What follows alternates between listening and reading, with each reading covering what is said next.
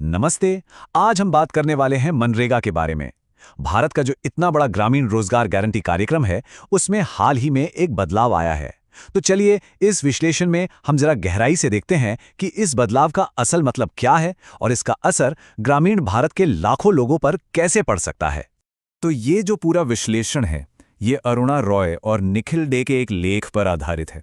अब ये दोनों मनरेगा पर देश के सबसे जाने माने एक्सपर्ट्स में से हैं, और उनका ये एनालिसिस कुछ ऐसे ज़रूरी सवाल उठाता है जो इस पॉलिसी के भविष्य पर आप कह सकते हैं एक बड़ा सवालिया निशान लगाते हैं। अब देखिए, पहली नज़र में तो ये वादा बड़ा सीधा और पावरफुल लगता है। सरकार कह रही है कि वो ग्रामीण मजदूरों के लिए गारंटी वाले काम के दिन 100 से बढ़ाकर 125 कर रही है। सुनने में तो कमाल की बातें हैं ना, पर क्या ये वाकई उतना सीधा है जितना सुनाई दे रहा है? यहीं पर आकर कहानी थोड़ी पेचीदा हो जाती है। जैसे ही ये लेख आंकड़ों में उतरता है, पूरी तस्वीर ही बदल जाती है। और सबसे बड़ा सवाल यही खड़ा होता है कि भाई, इस वादे को हकीकत में बदलने के लिए पैसा कहाँ है? क्या इसके लिए कोई तैयारी है, या ये बस एक घोषणा बन के रह जाएगा? थोड़ा सा कॉन्टेक्स्ट समझते हैं। देखिए, मनरेगा कोई छोटा मोटा प्रोग्राम नहीं है। ये दुनिया के सबसे बड़े सोशल सिक्योरिटी प्रोग्राम्स में से एक है। इसका मकसद यही था कि ये ग्रामीण परिवारों के लिए एक लाइफलाइन बने, एक सुरक्षा कवच जो मुश्किल वक्त में उन्हें सहारा दे। तो ये जो एनालिसिस है ना, वो इस पॉलिसी के सबसे बड़े कॉन्फ्लिक्ट को सामने लाता है। एक तरफ तो है एक बहुत बड़ा वादा, और दूसरी तरफ है एक उससे भी बड़ा पैसों का सवाल। तो क्या ये वादा सिर्फ कागजों तक ही सिमट कर रह जाएगा? अब जरा आंकड़ों पर नजर डालते हैं।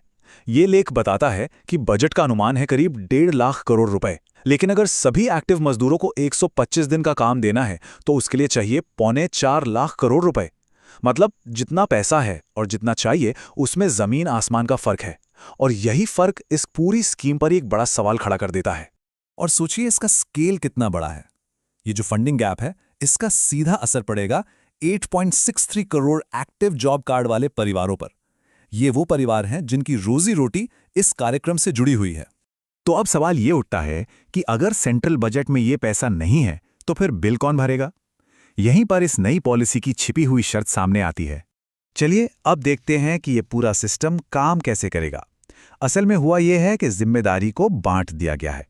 केंद्र सरकार पहले 100 दिन की मजदूरी का पैसा देगी, लेकिन जो एक्स्ट्रा 25 दिन हैं, उसका पूरा का पूरा बोझ डाल दिया गया है राज्य सरकारों पर। वो राज्य सरकारें जो पहले से ही पैसों की कमी से जूझ रही हैं। तो ये जो बदलाव है, ये राज्य सरकारों के लिए एक तरह का संकट खड़ा कर सकता है। वो इस नए खर्च के लिए तैयार ही नहीं थे। अब जाहिर है इसका असर उनके बजट और दूसरी जरूरी योजनाओं पर भी पड़ेगा। और राज्यों के लिए यह पैसा लेना भी कोई आसान काम नहीं है। प्रोसेस को काफी मुश्किल और अनिश्चितताओं से भरा बताया गया है। पहले तो राज्यों को फंड के लिए रिक्वेस्ट करनी होगी, फिर वो रिक्वेस्ट एक लंबी चौड़ी अप्रूवल प्रोसेस से गुजरेगी, और आखिर में पैसा कब मिलेगा, कितना मिलेगा, इसकी कोई गारंटी नहीं है। मतलब मजदूर और राज्य दोनों ही एक मुश्किल स्थिति में फंस गए हैं। तो इसके जो असर हैं वो काफी गहरे हैं। एक तो राज्यों पर पैसों का नया बोझ आ गया, ऊपर से ये सवाल भी उठ रहे हैं कि क्या केंद्र सरकार इस तरह से राज्यों पर खर्च थोप सकती है? इससे राज्य और मजदूर दोनों के लिए एक गहरी अनिश्चितता की स्थिति बन गई है। और एक बात और, पिछले साल औसतन सिर्फ 50 दिन का ही काम मिला था, तो 125 दिन का वादा कितना भरोसेमंद है, ये भी एक बड़ा सवाल है। तो मुद्दे की बात यह है कि बिना किसी साफ और पक्की फंडिंग योजना के इस लेख के लेखक इस वादे को एक क्रूर मजाक कहते हैं। उनका मानना है कि ये एक खोखला वादा है जो ग्रामीण गरीबों की उम्मीदों से खेलने जैसा है।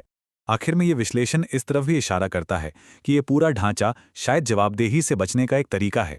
मतलब वादा तो केंद्र सरकार ने कर दिया, लेकिन उसे पूरा करने का बोझ, और अगर वो पूरा नहीं हुआ तो उसकी नाकामी का ठिकरा, वो सब राज्यों के सिर पर डाल दिया गया है।